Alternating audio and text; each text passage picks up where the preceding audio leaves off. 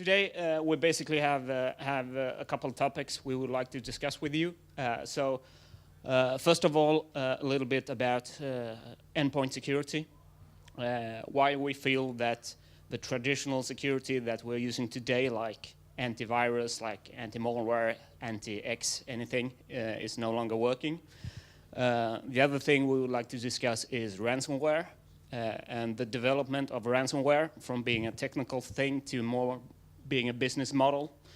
And the third thing is our solution to preventing ransomware and preventing malware overall, called Traps. And in the end, Patrick will do a demo on ransomware and on prevention. So that is the agenda for today.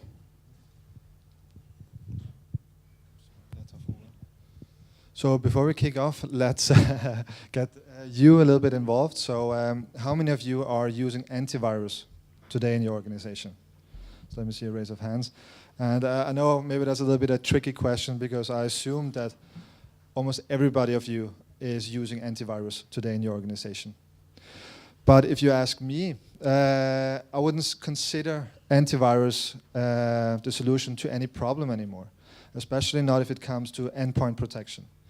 Traditional antivirus has been extremely well in the 80s and the 90s, maybe in the early 2000s, where there was just a small number of or there wasn't at least that much malware as there is today.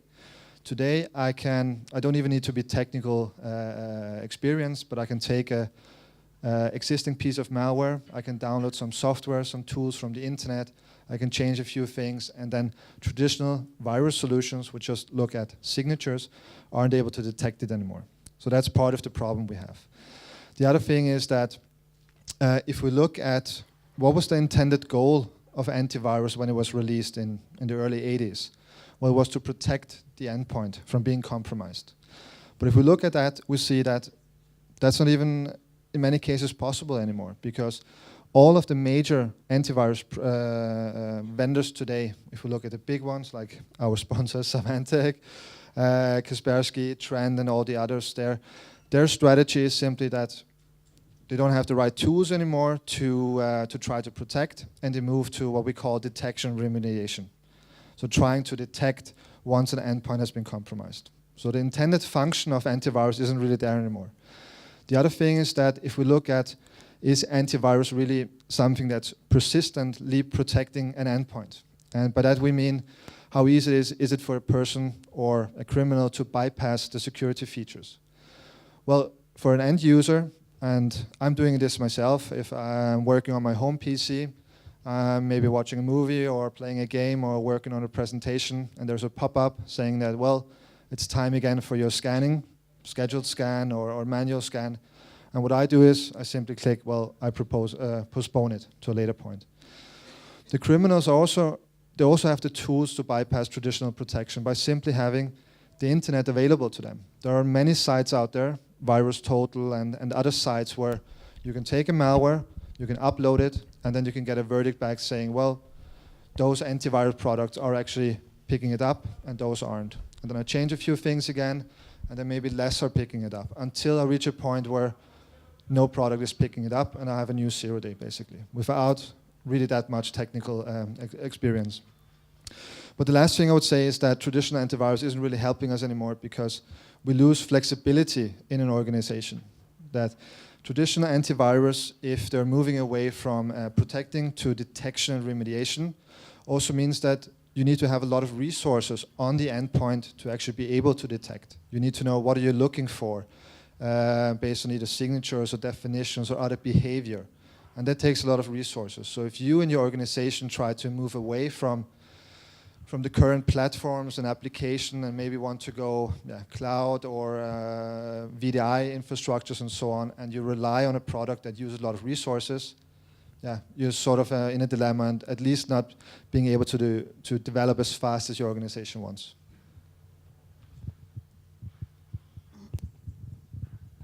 So looking forward from our point of view and our perspective, we kind of have 5 basic requirements for endpoint security moving forward. And the number 1 is that endpoint security today should always be focused on prevention. In our perspective, if you need a patient zero, if you need knowledge of malware, if you need detection and remediation, you're basically lost. Because once you have a patient zero, you are already infected. So the focus must always be on prevention. Prevent malware, prevent exploits on the endpoint. And of course, prevention against malware, that's a no-brainer. We've done that forever. Everybody is doing that today. But what is really important to know is that, that patient zero can no longer be the definition of what endpoint security is. You need to protect for unknown malware also. And the only way you can do that is to move away from signature files and updates of definitions. And really solving malware protection is today only half the problem. The other problem is exploit prevention, because we can see today that malware usually gets into the client of the endpoint by an exploit. So if you're today only using malware prevention or detection, you're really losing 50% of your security. So you really need to focus on exploits as well. The third thing is that, as Patrick mentioned, security today needs to be automated. You cannot rely on your user or your administrator or any human to do the security for you. So security needs to be automated, and it needs to be updated automatically as well. Meaning that you cannot wait for a new signature file, you cannot wait for someone to install a signature file, and you cannot wait for any manual interaction. And the fifth and final thing is that you need protection everywhere you are. We just talked about me and Patrick being in airports and hotels all over Europe, and we need to be protected. If we are online, offline, if we are here, if we are in the air, or wherever we are. So prevention needs to be online, offline, on-premise, off-premise, in the cloud. It needs to be everywhere on your endpoint security. So, and this is the strategy for Palo Alto, and this is what we will keep discussing today and introduce you to. So with that being said, I think it's time for another short question. So who of you knows ransomware? Do you know what ransomware is? So maybe that's not everybody, but most, and that's good that there is knowledge around it. Yeah. So the reason that we want to discuss ransomware here today is basically that ransomware is, the most obvious example of endpoint security not working anymore. Everybody here, or at least most of us, has some kind of relationship to ransomware these days. Either personal, you've been infected yourself, your vacation photos or anything is gone, or professional, you got a user laptop or even your backup or your cloud session or something else has been compromised by ransomware. So today we would like to use ransomware as an example of that endpoint security as we know it is not working. But to do that, I would just like to give you a short, brief history lesson on ransomware and the development of ransomware. So just, can you see the screen? I'm not standing in your way. Okay, you're good? Yeah, good.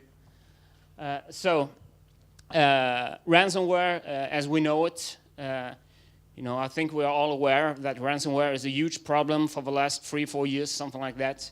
And that is, true in every way. But what most people don't know is that ransomware isn't anything new. Ransomware has been around for a long, long time. From a Palo Alto Networks perspective, we have seen ransomware dated back to 1989. So we're close to 30 years of ransomware right now. But the development of ransomware has been from very static, hard to get paid for, to very automated and easy to get paid for these days. So if we just go back to 89, the first ransomware that was out there was called the AIDS malware, and it looked like this. So maybe some of you had heard of the AIDS ransomware. It was, as I told you, back in '89. They did a huge health and doctors conference in Los Angeles. And there were actually one guy who copied and saved a piece of malicious code or ransomware on floppy disks, handed floppy disks out to every doctor in the conference. And once they got back home and put the floppy disk in, this is what happened. So you know, the model of ransomware and social engineering has been working for a long, long time, even back in '89. So what this did was actually it installed itself on your computer and managed to hide all the directories and encrypt all your files on your computer. So pretty much the same thing as we're doing today. What is interesting is the payment method. To solve this, you actually need to put a $100 bill in an envelope, send it to a P.O. box in Panama, and 4 to 6 weeks later, you might get a new floppy disk that will solve the issue for you. So that is how things were working like 27 years ago. But you know, looking today, the revolution of ransomware that we see today really happened 3 or 4 years ago in 2013. So from our perspective, 2 things happened which made ransomware big. The first thing that Patrick will show later is really how easy it is from a technical perspective to create a ransomware. It can be done by anybody, even if you don't have any technical skills whatsoever. You know, you can buy a ransomware. It's as easy as that. Use a credit card, buy a ransomware, and you can make it happen. So the other thing is the introduction of Bitcoin. So Bitcoin went big in 2013. So no longer a $100 bill in an envelope. Instead, you can use Bitcoin to be anonymous and do your payment without any signs or any trace. And that is what turned Bitcoin and ransomware into a big thing and to actually cause the problems that we are seeing here today.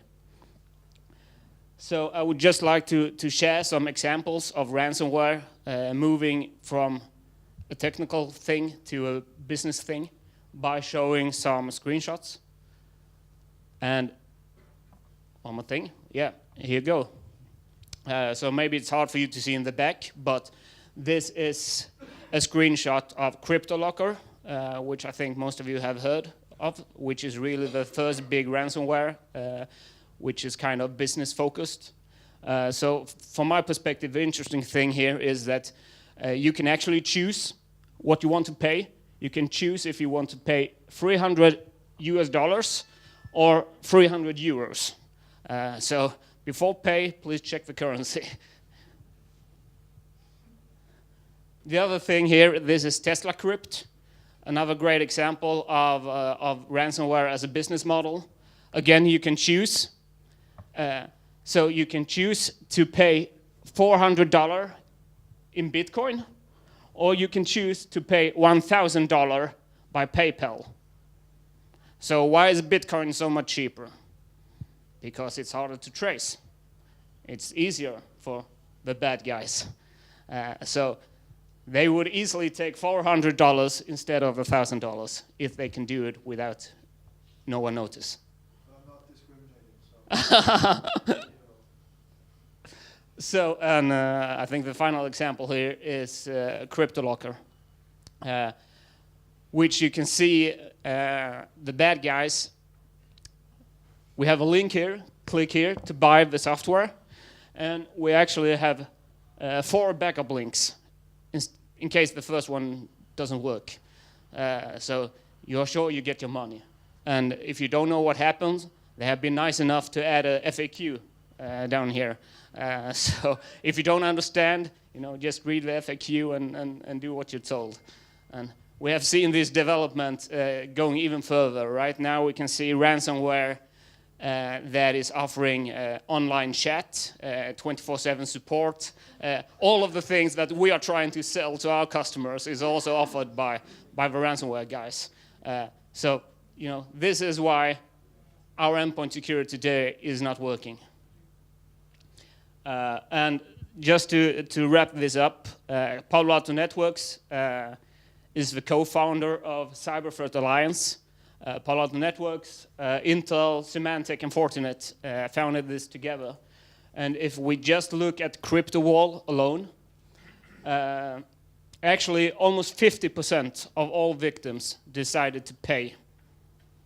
That is quite a scary number. And once again proved that existing endpoint security does not really work, because it's easier to pay than to really solve a problem. And the other thing is that 1/3 of all CryptoWall, which is actually delivered by exploits, not malware.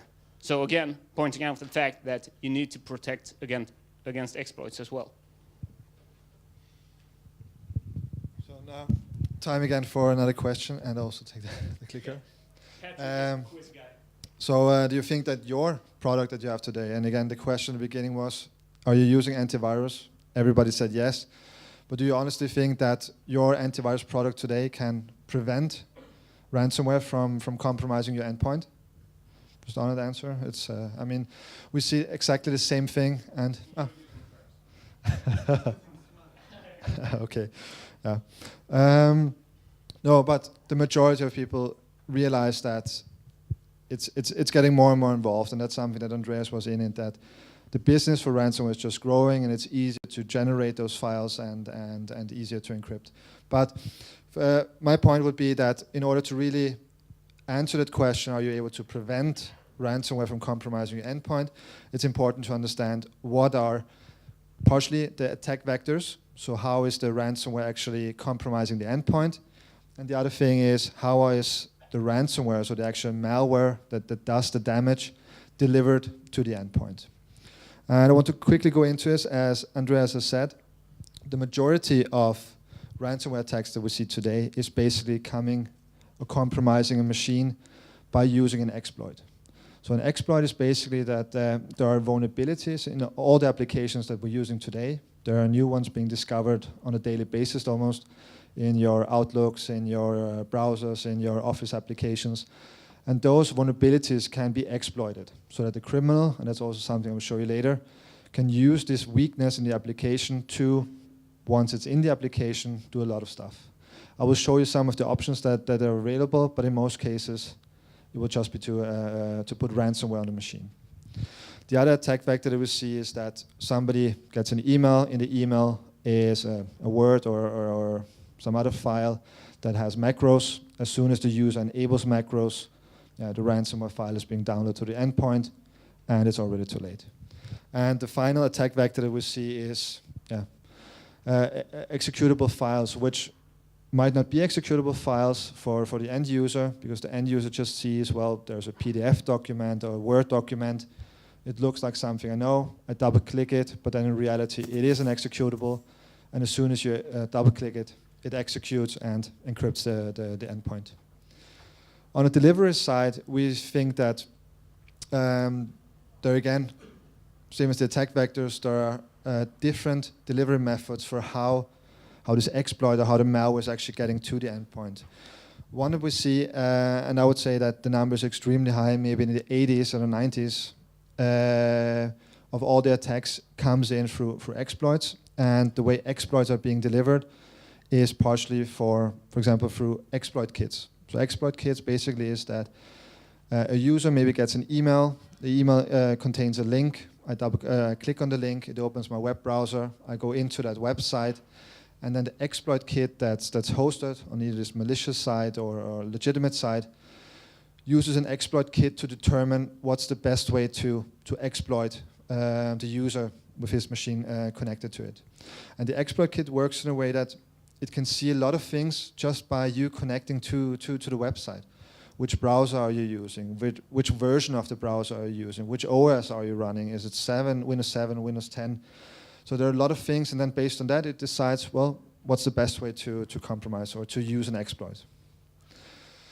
The other way, delivery is, when we talk about the exploits, still also through emails. So partially through emails that just contain a link, or emails that contain attachments, and those attachments can again be Word documents. that contain macros, or Word documents, or any other data file, PDFs, PowerPoints, that contain exploits and use vulnerabilities within the applications. And the last delivery method we see is basically just drive-by downloads. That's something that can happen to anybody.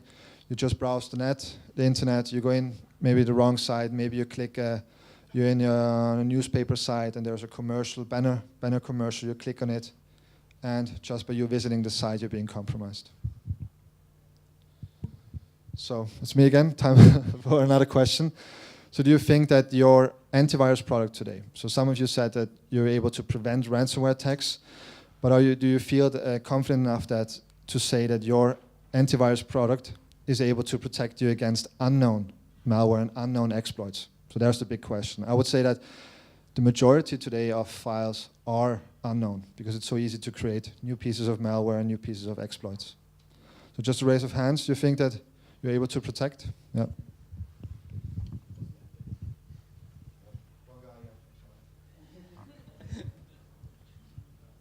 So the way we see IT security and the way that we at Palo Alto Networks would like to develop endpoint security especially is that we usually compare IT security to a car, which is always strange to talk about an Audi when you are from Sweden, but you know, it has to be done.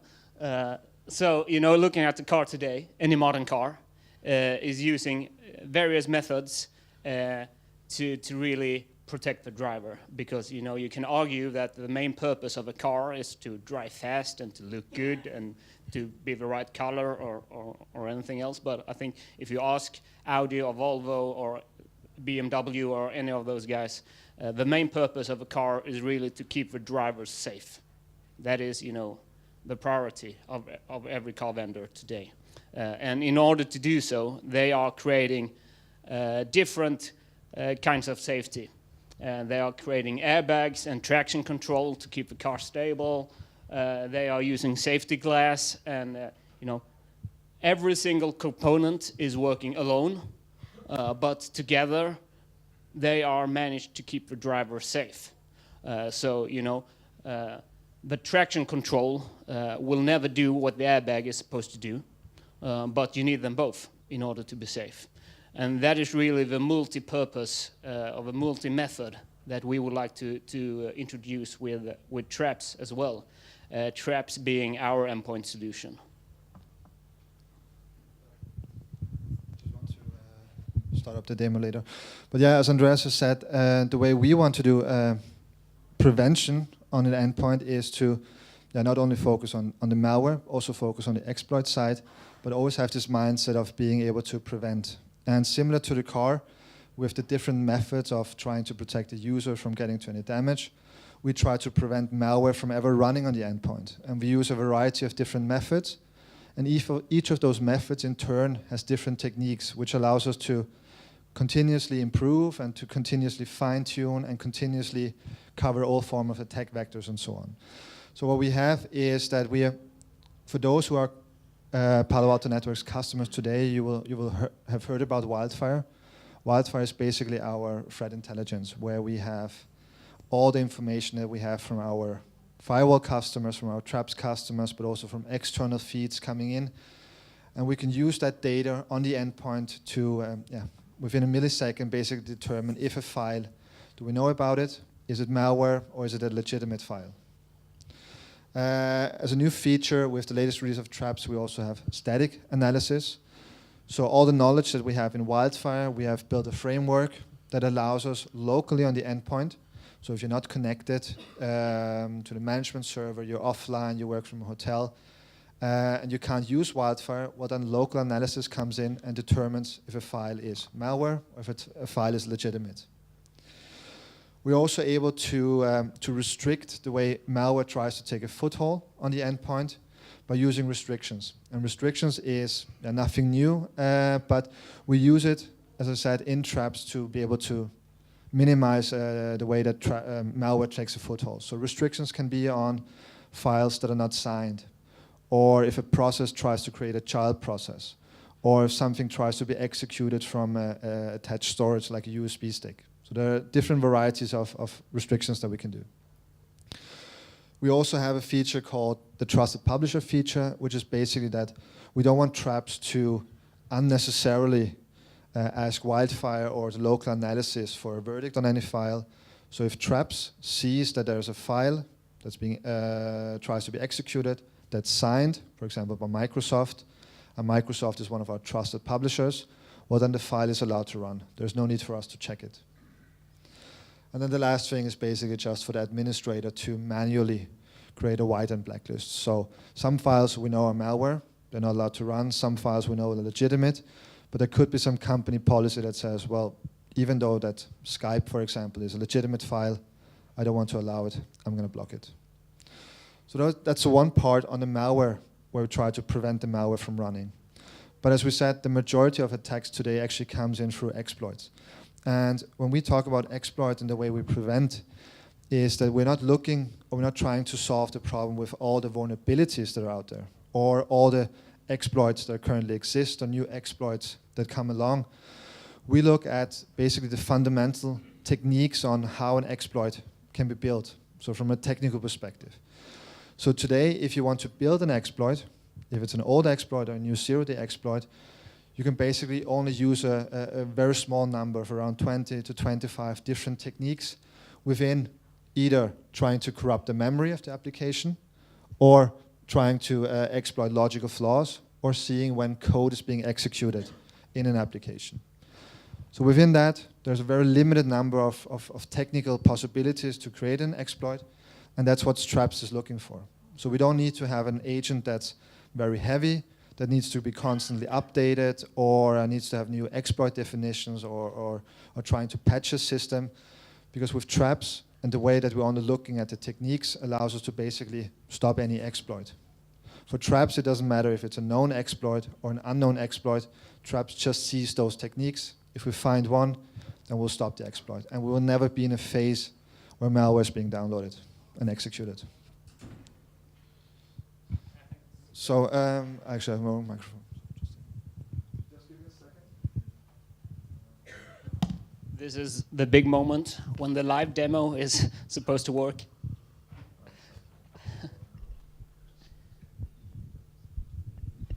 So, I apologize for this, but it's a live demo, as Andreas has said, so I'm just going to see if everything works as I expected. 1 second. Meanwhile, if there are any questions, Andreas, maybe you can. If there are any questions, audience, to something that we've said. No? Okay. Let me just. Is that okay?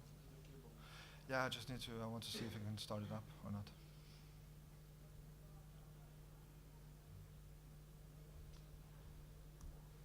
Yeah. So as I expected, the live demo does unfortunately work. So Here's a question. sure. Does Traps work together with some antivirus solution, which already sits in the company, so company does not want to change antivirus, but want to get Traps additional? Yeah, it works. Yes. Yeah. So that's the short answer. The short answer is yes. You don't have to replace your antivirus if you don't want to. If you want to, we will be happy to. But you can run antivirus, existing antivirus, together with Traps exploit prevention, for example. Yeah. So yes. So again, I would like to apologize that the live demo doesn't work. So I've created a video just before our presentation. What I'm going to show you is basically a tool. Again, our point was before that it's so easy. You don't have to be a technical nerd in order to use malware or to use exploits. There are so many tools available out there which help you to do whatever you want to do.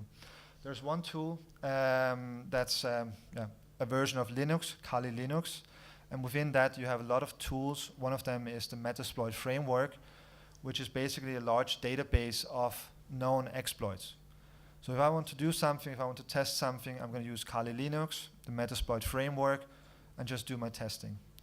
The original idea for Kali Linux and the Metasploit framework is that it is a penetration testing tool, so a legitimate use of the program, but I would say it's similar to, who of you has used a CD burner? I think the intended function of a CD burner was what maybe the majority of people were using it for. It was used to maybe take a backup of data, but I know that most people have been using it for something else, and that's similar to Kali Linux and the Metasploit framework. So I've created a demo for you, which I have an attack machine, and then I have my victim machine and a machine that's running traps on it. And if I just load it up, the demo, and if we start with that, I'm going to be using an exploit, which is known a hacking team exploit against Adobe Flash. Once this starts up, I will be able, and it will be in basically a listening mode. So I'm not doing anything, I'm just setting it up that if there's any inbound traffic to the machine on a specific port, on a specific IP address, try to execute or try to send the exploit against Adobe Flash. On my victim machine, and here we come back to the way that most of the exploits are being delivered today. It's through an email, it can be phishing or any sort of spam email that's being sent. And for anybody who wants to attack a company or person today, I mean, the information that's already available on the internet is almost limitless. If I want to go to LinkedIn and I want to find out, well, who is the HR manager of H&M or who works in the financial department at Volvo, I just go on LinkedIn and I'll find out. And then I probably can also guess the email address of that person. So I can send an email to this person. Again, if I'm just guessing, the majority of us are also using Gmail as their private Hotmail account. I can send an email saying that, well, somebody has tried to log into your machine or into your account. Please click on that link. As soon as somebody clicks the link, it will present a web page, and the web page or my Kali Linux machine, which the user thinks is the Google site, is actually delivering this exploit to the endpoint. So the user is just connected. It looks like a normal Google page. But if I look back on my attacker machine, I will see that, well, now there's an inbound connection. And I can also see that it was sending a SWF file, so small web format. So that's a Flash file, which contains my exploit. So the only thing that I needed was for the user to connect to that web page, and it's already being exploited. So I'm not using any malware, I'm not doing anything else, I'm just getting the user to click on a link and opening a website.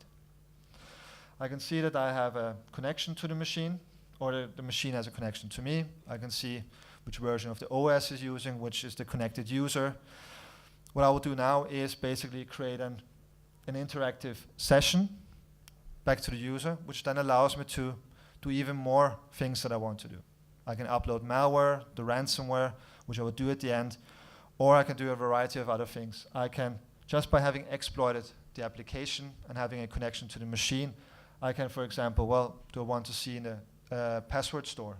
Do I want to get all the passwords that are stored on the endpoint? Or maybe I want to escalate my privileges to be able to search within the network of the machines. Maybe I've just been attacking maybe a secretary, but I want to get to the CEO, or I want to see what else is connected. But I could also maybe activate the webcam. Most computers today have webcams. I can see who's connected. Maybe I can turn on the microphone to see, well, what are they talking about? Is there anything interesting for me? Maybe company espionage and so on. But I can also maybe start a keylogger. So maybe the person is entering financial information, any other sorts, passwords and so on. So I can get that. And I'm not using any sort of malware. So there's no malware here. So that's why we say the antivirus product, which just looks for viruses and malware, isn't really doing anything. So in this case, I'm actually, I have a connection. I want to upload my happy file, which is my ransomware file. It has been uploaded to the endpoint, and the user is probably still trying to log into his Google account and doesn't even know why it doesn't work. But he doesn't see anything. Everything is happening in the background. And the other important thing is to know that I'm showing you this as a manual process. This would never be a manual process. This would be something that's scripted. So if there's a connection, everything happens automatically. There wouldn't be a person actually trying to do what I'm being doing now. Maybe in some cases, but in most cases, It's scripted and it runs automatically. So after I've uploaded the ransomware to the endpoint, well, I'm also going to execute it. So I'm just going to type in the command of executing that file that I've just uploaded to the endpoint. And as soon as that happens, we will see the magic happen and I will get paid Bitcoins or dollars. I haven't decided yet. So the endpoint, the victim machine, he maybe still tried to log in, suddenly sees that it's restarting, he doesn't know what's going on, he tries to click Control-Alt-Delete, maybe he tries to do anything, and all of a sudden he sees that the machine has now been encrypted. So I can do a lot of things without ever using malware, but as the theme for today is the ransomware attacks and so on, that's obviously the next step that I would do. First find out what data is there on the endpoint, and then upload my ransomware, and then get paid. And as Andreas was in before, the customer service of people doing ransomware is on a corporate level. So they will help you restore your data as long as you pay them. And to finish off the demo, I will obviously now also show you the same demo with a machine that's running traps on it. And again, our focus has always been trying to do prevention. We don't want to be in a situation where we have to find an endpoint that's about to be encrypted, where we're just looking for the malware.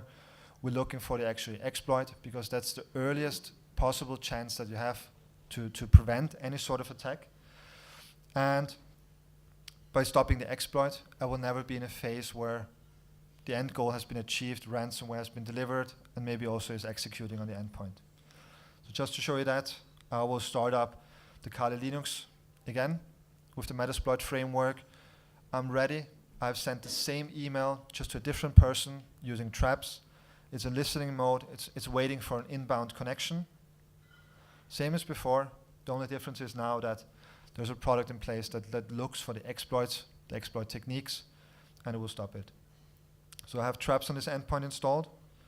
And again, the person has been tricked into clicking the link with the Google password reset. Just review it. The user will still get to this fake website, because that's not really an exploit.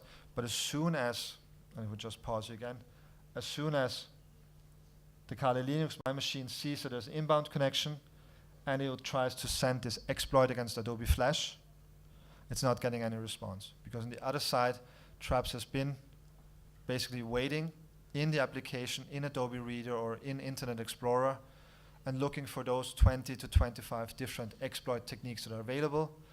And it's seen an exploit technique. Somebody tried to use a logical flaw, trying to access the DLLs. So the DLL security is one of the techniques that's available.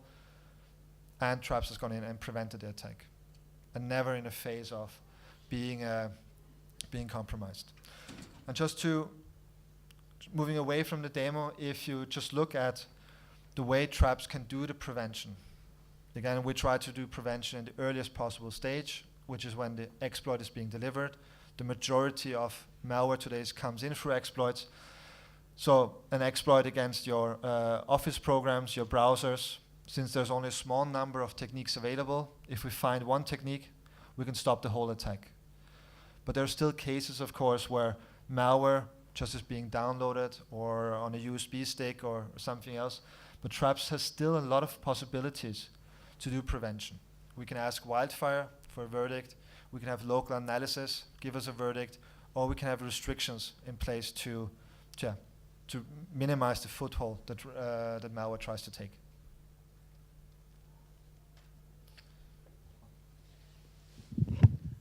Good, thanks, Patrick. So I know we're running late. We are into the final 2 slides, so bear with us for a couple of moments. I hope you have now seen a good example of what can happen even without using any malware. There is no malware ever infected to this client, and still it has been locked by ransomware. So there is a lot of things you can do as a hacker even without using malware. Adding up to this, today we have only talked about Endpoint. If you know Palo Alto Networks from before, you probably heard about our firewalls. We have today introduced Endpoints for you. We also have Wildfire, as Patrick mentioned, which is our threat intelligence. And besides this, we have the cloud security and our threat intelligence that myself and Patrick is also responsible for. The important thing to say here is that Traps alone, as you mentioned before or asked before, Traps can be a standalone solution. You don't have to be a Palo Alto Networks customer to use Traps. It works, just fine as a standalone solution. But if you are a Palo Alto Networks user today using our firewalls, you will be able to share the intelligence and findings in the firewalls with the endpoint and vice versa. So there is a lot of intelligent sharing going on between our products today. So if you have any questions about firewall, about Wildfire, our platform, I know there is a lot of people in the room with good knowledge about this one. And if you have any questions about Traps, about cloud, about threat intelligence, I think myself and Patrick will be around for another couple of hours before going back to Lufthansa. And so please feel free to reach out and give us some questions or comments. And, And with that, yeah, that's it. thank you very much.